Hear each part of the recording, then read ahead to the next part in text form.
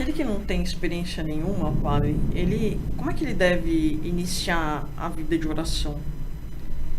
Através da meditação? O que o senhor recomenda? Sim, através da meditação, porém, o que acontece? Veja bem,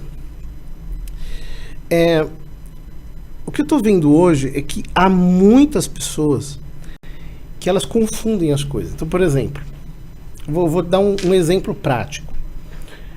Se você estuda o que é o trivium e o que é o quadrivium, são as artes liberais, né? São prévias, deveriam ser prévias a qualquer tipo de educação. Uhum. Isso não significa que você sabe, que você assimilou a arte do trivium e do quadrivium. Uhum.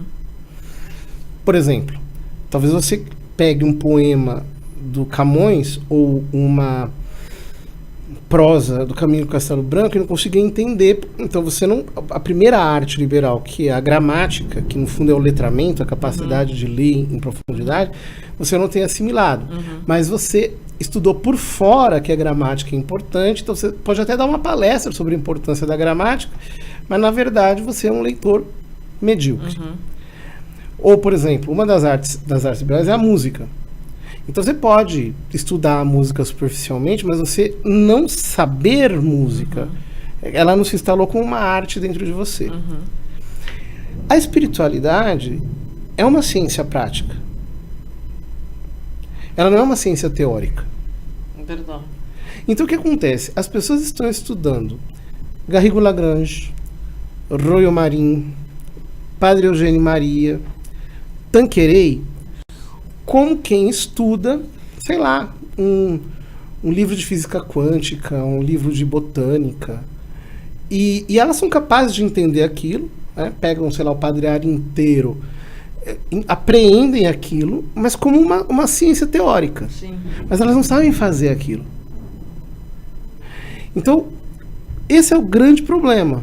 É desenvolver uma pedagogia para a espiritualidade. Isso não está nos livros. Não há nenhum livro que ensine. Porque cada um tem a sua também, né, Paulo? O senhor acha que tem uma como é que a gente pode dizer, uma solução para isso, assim? Tem.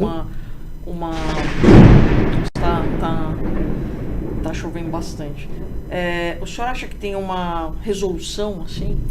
Tem, porque quando os discípulos perguntaram para o Senhor como devemos orar, ou ensina-nos a orar, ele ensinou o Pai Nosso. Sim. Ou seja, isso tem solução. O problema é que a oração... Mas ele pode ser só uma oração vocal, se você não... Exato. A oração, ela caminha para e passo com as virtudes. E quanto mais a pessoa é sobrenatural, tanto mais ela começa a manifestar virtudes infusas, que fogem da capacidade humana. Por exemplo, quando uma pessoa começa a rezar, geralmente ela é muito exterior. Ela olha para as coisas apenas do lado de fora. Então ela fala com Deus daqui para lá. Se ela vai perseverando na oração, de repente algo começa a se mover dentro dela. E ela começa a perceber aquilo que São João da Cruz chama de amorosa notícia. Sentido ao contrário. Que é uma espécie de luz interior que vai crescendo. E que vai se tornando mais intensa e ao mesmo tempo mais simples. Só que essa pessoa, por exemplo, ela já não pode mais. Se ela realmente entra para o caminho da oração,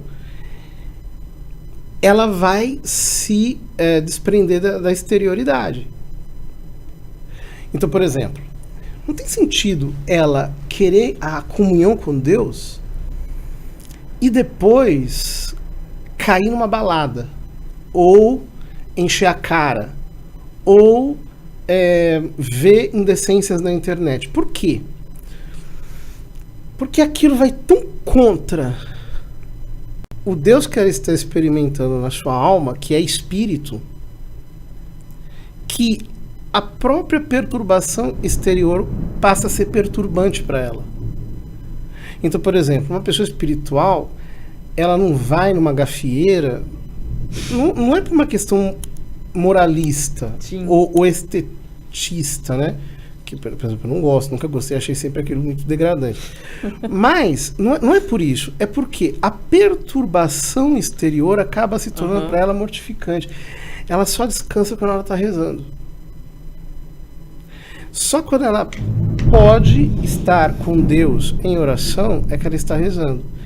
O que eu quero dizer com isso é que não tem como crescer na vida interior sem o concurso das virtudes, que elas precisam ir se incorporando em nós, até que elas se incorporam tanto que chega um momento em que você não pode nem mais dizer que você é virtuoso, porque aquilo já se tornou o seu ser. Você faz aquilo, quer dizer, é o ser maximamente virtuoso que a graça te impregnou.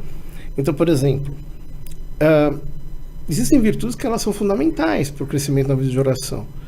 Uma delas, talvez a principal delas seja a humildade, que é o obstáculo dos obstáculos, as pessoas não conseguem. Por quê? Por exemplo, a graça não penetra, né, Paulo? Não penetra, porque a pessoa, no fundo, ela se considera alguma coisa ainda. É verdade. Então, por exemplo, como é que eu sei que eu sou humilde, do ponto de vista teologal, que eu tenho a virtude sobrenatural da humildade? É quando me humilham e eu gosto. Então ninguém é humilde. Tem pessoas que são humildes. Assim, os santos. Não são santos de sétima morada, mas pessoas que já são espirituais. Então, por exemplo, ela tá num relacionamento, sei lá, né? Ela tá casada com um homem que é bruto. Miserável. Padre. E quanto mais aquele homem é bruto, porque por N razões, tanto mais ela abraça aquelas humilhações com amor. Ela diz, nossa, esse é o meu caminho de santidade. Eu tô me sentindo fascinada por isso. Obrigado, Deus, porque o Senhor me deu um marido bruto. Padre. Isso é humildade. Misericórdia, Padre. Obrigado, Deus, porque o Senhor me deu, sei lá, um pároco carrasco, que ele me maltrata, que ele me humilha. Por quê? Você está exercitando humildade. E você fica contente com isso. É quando você não quer ser nada, você senta lá no chão, você quer ficar no chão, você sabe que você encontra prazer nisso. Isso é humildade infusa. Obediência. Ninguém quer obedecer. Nós vivemos num tempo em que os católicos são todos rebeldes. Ninguém quer obedecer mais a nada e a ninguém. Todo mundo quer seguir a sua própria cabeça. É verdade. Mas, quando você de fato tem a obediência infusa, que ela cresce na oração, você tem prazer em obedecer. Quando alguém te dá uma ordem, você fala assim, nossa, obrigado, Deus. Porque eu estou certo de que eu estou fazendo a tua vontade, não a minha. Eu me desapeguei da minha vontade. Essa é a questão, né? Não fazer a nossa Agora, vontade. querer crescer na vida espiritual só, lendo Santa Teresa... Não, e fazendo a nossa vontade, né? Porque tá cheio de gente por aí cuspindo as 7 moradas e falando de vida espiritual e não sei o que, aquela coisa toda que todo mundo fica meio admirado, mas na realidade você não tem mesmo a manifestação das virtudes sobrenaturais. Padre, mas também não é uma coisa assim tão simples, né? É muito complexo, é um resultado de um combate, enfim. O nome disso é semipelagianismo. Que quer dizer que a gente acha que o resultado da vida espiritual, que a vida espiritual é um resultado do que nós fazemos. Não exatamente, Padre. Mas você tem razão. Quer dizer, se a pessoa não se esforçou, se ela não se empenhou, se ela não lutou, porque Jesus diz, esforçai-vos para passar pela porta estreita. Sim. Então eu tenho que me esforçar. Só que o grande problema eu acho que não é esse. Porque a vida espiritual não é um ascetismo, em que eu simplesmente vou lá lutando. Ela não cresce a força de muque, ela cresce a força da fé. Então, o grande desafio é as pessoas realmente quererem viver uma vida interior. Tipo, as coisas externas não têm importância nenhuma. Então, se eu ganhei o Oscar ou deixei de ganhar, tanto faz. Se eu tenho dinheiro ou não tenho, tanto faz. Se eu estou no emprego dos meus sonhos ou não estou, tanto faz. E quando eu aprendo a adquirir gosto pela vida interior e eu passo a entrar na intimidade com Deus, aos poucos, se eu realmente busco ser humilde, busco ir me esvaziando de tudo aquilo que não é Deus, a vida espiritual ela vai se descomplicando para mim. Tá, agora, mas só me fala o seguinte, padre. O que o senhor indica? O que um católico deve fazer para começar esse processo? Porque o senhor já explicou pra gente aqui o processo que a gente tem que fazer. Como que a gente inicia esse processo? Primeira coisa, ele tem que entender bem o evangelho do ponto de vista mais fundamental de todos, que é aquilo que a gente chama de querigma. Né? Ou seja, é Cristo que me salva, não sou eu que me salvo, Ele é meu Salvador. Isso aqui não é um autoaperfeiçoamento, é tudo acerca dele, é ele. Eu tenho que fazer as coisas por causa dele, e é ele que, a sua humanidade santíssima é o meu ponto de conexão com o Pai, o Filho e o Espírito Santo, e assim por diante. Então o querigma tem que estar muito bem dado na cabeça. Então o ponto de conexão é a humanidade de Nosso Senhor. A humanidade de Cristo, mas assim, é a humanidade e o sacrifício de Cristo, porque as pessoas, elas... Por exemplo, se elas tiverem apenas uma mística da encarnação, elas vão cair no misticismo.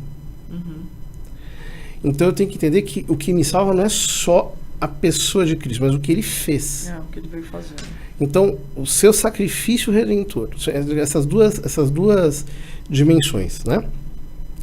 Esse é um bipé necessário para não cair no misticismo. E uma vez que isso está muito bem assimilado por nós, então aí nós precisamos começar o exercício da fé.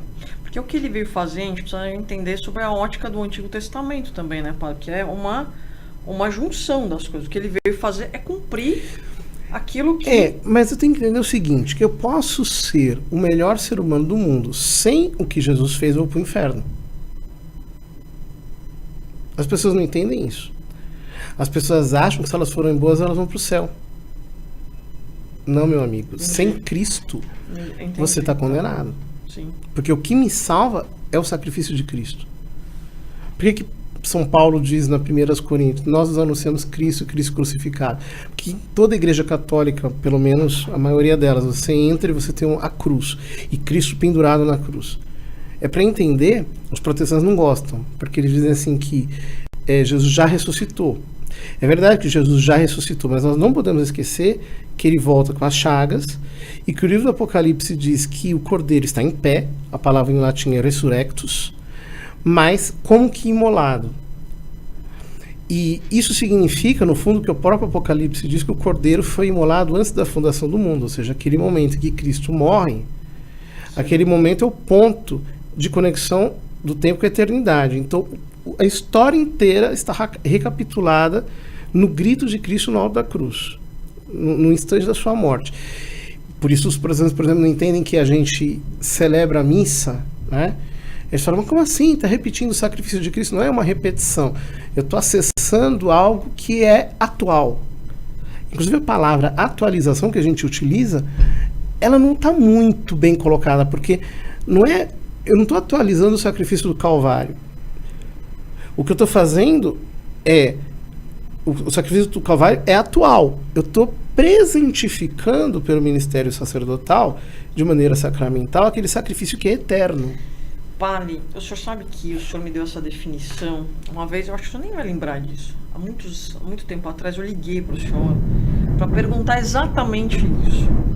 E o senhor me explicou uma coisa que eu costumo falar para as pessoas. As pessoas não sabem o que é a missa. E eu também não sabia o que era a missa, padre. Até o senhor me definir isso. O senhor me falou uma coisa que eu acho que é essencial. O senhor falou que é como se vocês acessassem um portal no tempo. Sem uma linguagem teologal. Clicasse, né? Exato. O padre acessasse um portal no tempo e abrisse o Calvário, né? E abrisse esse mundo sobrenatural. A gente interpreta, às vezes, isso de uma maneira muito imaginativa. O que eu quero dizer com isso? É, tipo assim, como se nós voltássemos no tempo e aquilo se repetisse de alguma maneira, né? Não é bem isso, porque a alma do sacrifício de Cristo é esse suscipe, que ele fez de si mesmo ao Pai no alto da cruz. Essa palavra suscipe, em latim, ela é praticamente intraduzível, porque ela significa, é a primeira palavra do ofertório da missa antiga, né? Recebei ao Pai, recebei, suscipe Sancte Pater, recebei Pai Santo. Mas esse receber é um receber assim, de ofertório mesmo, alguém que dá, né? Então, esse suscipe da alma de Cristo é a alma do seu sacrifício. Então, esta alma é eterna. Então, quando nós celebramos a Santa Missa, aquele suscipe de Cristo se descarrega sobre o altar. De maneira real. Para que todos os cristãos, a vida inteira, passem pelo sacrifício do Calvário sem parar. Isso não se dá apenas de uma maneira pela fé, como querem os protestantes, mas pelo sacramento, porque a ceia do Senhor, como diz São Paulo, é o meio pelo qual nós anunciamos a morte de Cristo até que Ele venha. E ela foi dada aos apóstolos. Então, isso aqui, nós estamos no cerne do cristianismo, né? Oração e sacramentos é o nosso caminho para o céu. Então, quanto maior a nossa ida aos sacramentos, obviamente a Santa Missa também, não só a dominical, né, padre, que é uma obrigação, mais a gente vai se cristificando, mais a gente vai caminhando nesse processo que o senhor está nos ensinando aí, de entrar na vida espiritual. Se eu tiver as disposições devidas, né? Quer dizer, uma pessoa que vai à missa simplesmente por ir, que comunga sem fervor, o sacramento não vai produzir efeito nele. Sem estado de graça, né, padre? Tem muitas pessoas estado de graça, tem que comungam, que acham que aquilo não é pecado, que vão arrancando os mandamentos da É muito comum as pessoas falarem isso. Eu pequei mortalmente, mas eu precisava comungar. Não, meu amigo, você não precisava comungar, você precisava confessar. Não é o que eu quero. O cristianismo é isso. Não sou eu que me salvo. Quem me salva é Cristo, então eu tenho que passar por Ele. Então, se Ele institui um sacramento chamado confissão, humildemente eu vou lá me confessar. Não sou eu que me salvo. Não é o meu bom coração que vai me levar para o céu. É verdade, padre. É Cristo. Ô padre, e a oração? O que o senhor recomenda? Olha eu, né? Já perguntei para ele, já estou fazendo uma... E a oração? O que o senhor recomenda? Como é que a gente deve começar uma vida de intimidade com Deus? A prática dos sacramentos é essencial, o senhor já disse. Ir pelo menos uma vez por mês à confissão, se puder mais, não é, padre? Se puder mais... A gente encontra certas dificuldades porque não tem sacerdotes disponíveis, né? E às vezes tem alguns sacerdotes que não acreditam muito que é pecado algumas coisas, né, padre? Então, os mandamentos, eu mesmo já ouvi assim, de sacerdote, não, isso aí não é pecado, tal. Mas a questão é ser bem consistente nisso, nessa prática da vida espiritual, de ir aos sacramentos. É isso. Primeira coisa. Primeira coisa, receber com fruto os sacramentos. Missa diária, se for possível, é isso? Missa diária, se for possível. Mas você perguntava sobre a oração. Como começar? Como começar, exato. A porta da oração é a oração vocal. Tá. Por quê? Eu ainda sou muito exterior. Então, quando eu começo, eu ainda estou muito do lado de fora. Então, a porta é a oração vocal. Só que eu não posso ficar preso à oração vocal. Então, eu acho que o método mais simples para passar da oração vocal à mental é o Santo Rosário. Que é fantástico, né, pai? Porque no Santo Rosário, você contempla as cenas da vida de Cristo e de Maria Santíssima, e você vai como que comungando Cristo espiritualmente na medida que você contempla. Então, o Santo Rosário não é só um conjunto de Ave Marias e Pais Nossos, né?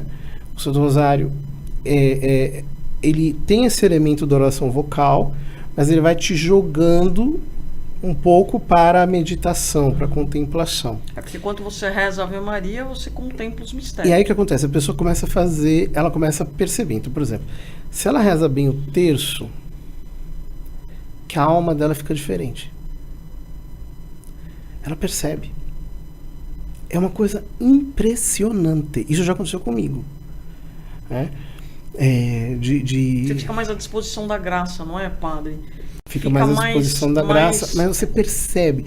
É assim, teve um dia atrás que eu rezei o rosário completo com os paroquianos na frente do Santíssimo. Nossa, na diante do Santíssimo. Então, E aí, mas assim, bem meditado, com silêncio, sem muita pressa, tal, bem profundo, né? Aí quando um pouco depois eu encontrei com uma pessoa, e ela falou assim: nossa, padre, o senhor tá radiante. Eu não estava percebendo que eu estava radiante. É porque o efeito espiritual, quando você reza mesmo, ele é sutil, mas ele é real. Então você começa a perceber o que é Deus falando em você, o que é Deus agindo em você. E aí você começa a amar Deus agindo em você. Aí você vai como se digamos assim, dobrando para o interior. E aí Deus, você vai buscando mais. Você vai vendo o efeito da ação dele, então você vai buscá-lo. Você vai buscar o autor desse efeito. E você vai se apegando, isso é o caminho da vida interior. Né? Fantástico. Então, o mais importante, de verdade, é começar e rezar bem. Eu diria, o Santo Rosário é uma oração, assim, contemplativa, mas é preciso saber rezá-lo, né? É mais ou menos como... Há um livro de espiritualidade oriental que eu gosto muito, que é o Relatos de um Peregrino Russo, em que ele mostra como a oração de Jesus... Relatos? De um peregrino russo. Ele mostra como a oração de Jesus, que eles fazem no Oriente, é similar ao Rosário, né? Só que eles vão dizendo: Jesus, Filho de Deus, tem de piedade de mim que sou pecador. Então, na medida em que eles vão repetindo com intensidade, a oração vai entrando neles. E eles vão entrando na oração. Então, o Rosário é a oração de Jesus no Ocidente, sobretudo, com a ajuda de Nossa Senhora. Então, a gente vai penetrando e subindo, né? Tem um padre, um dominicano, que ele foi prior em Sambon, que é a igreja de Santa Maria Madalena, onde a tradição diz que ela morreu. Eu tive lá. E ele chegou à contemplação com o rosário. Ele rezava, tipo assim, coisa como 10 rosários por dia, porque ele ficava ali sozinho. Então ele se ajoelhava e ficava calmamente rezando o rosário, mas como que comunga. Então, na festa de Nossa Senhora do Rosário, eu levei uma citação dele para fazer a homilia no 7 de outubro do ano passado. Todo mundo na igreja ficou assim: nossa, que coisa incrível. Porque, de fato, ele penetrou na mística do Santo Rosário. Quer dizer, não é só rezar da boca para fora ou rezar de maneira apressada. Isso não é bem oração. Isso é um cumprimento de... As pessoas, no fundo, elas ficam ali por fora. Nossa. Bom, meus irmãos, então a gente já sabe que a primeira dica do Padre José Eduardo, além dos sacramentos, que eu acho que já é uma obrigação nossa, né? Mas aí a Sagrada Eucaristia, quanto mais melhor, é a reza do Santo Rosário, né, Paulo? Exatamente. E de uma maneira calma e profunda, né? Não só vocal. Né? Porque às vezes a gente reza o Rosário, padre, andando no trânsito hoje, para atravessar São Paulo, o senhor bem sabe, o senhor mora em Osasco, é complicado, 2 horas para ir, 2 horas para voltar, né? A gente acaba muitas vezes rezando lá e, obviamente, não dá para meditar da maneira como deveríamos, né? Às vezes dá, que quando a pessoa não tem muito recurso, não tem muita alternativa, né? Deus dá uma graça que é impressionante. Às vezes a pessoa no trânsito ela consegue rezar até de uma maneira recolhida, mas desde que isso não vire para ela uma coisa mórbida que ela está fazendo sempre, que ela procura reservar os seus generosos tempos de oração ao longo do dia, Mas para rezar mesmo, porque essa história de você só cumprir práticas de piedade como se você estivesse rezando, então você vai lá, pega lá um livro, faz meditação, com a cabeça, martelando aquelas ideias. Ou você reza o terço, só bolinha, bolinha, bolinha, bolinha, bolão, bolinha, bolinha, bolinha, bolinha, bolão. Ou você, sei lá, pega o evangelho, lê de uma maneira distraída, ou pega um livro de leitura espiritual, dá uma lida por cima e... Isso aí não é oração, isso daí você tá se enganando. Verdade. Mas, padre, tem dias que a gente não consegue, que nem Santa Teresa. Ele chegou na frente do sacrário e falou, bom, Jesus, hoje eu tô aqui, mas só tô aqui. Tem Foi dias... a oração que ele mais gostou. Isso é Santa Teresinha, né? Santa Teresa d'Ávila. Não, Santa Teresinha do Menino Jesus. Que às vezes ela até cochilava.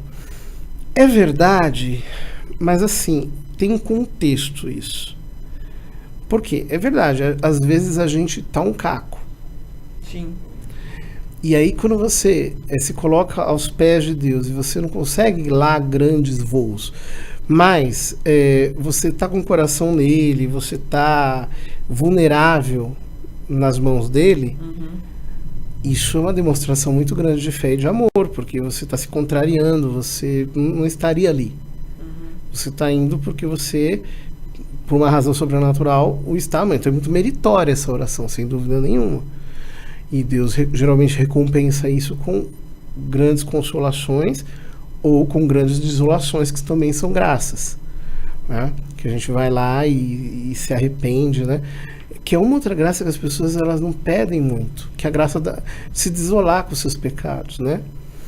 Poxa, é uma graça grande que Deus nos concede, de repente eu penetrar na minha miséria, no meu nada, na minha precariedade, na minha podridão, e sentir o peso do meu pecado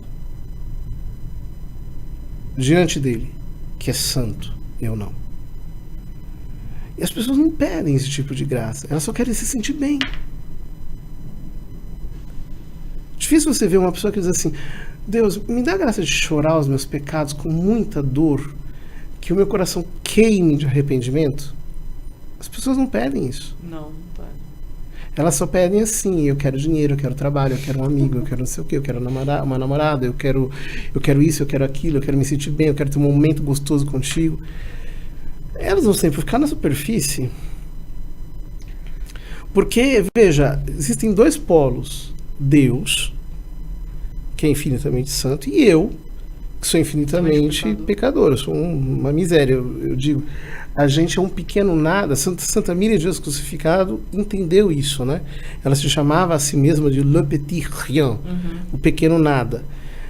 Que interessante, né? Porque ela diz, eu sou o pequeno nada. É tudo ilógico quase nessa frase. Nossa, é quase incompreensível para a vida dela, inclusive. Mas é porque essa frase, se eu sou, logo eu não sou nada. Que o nada não existe.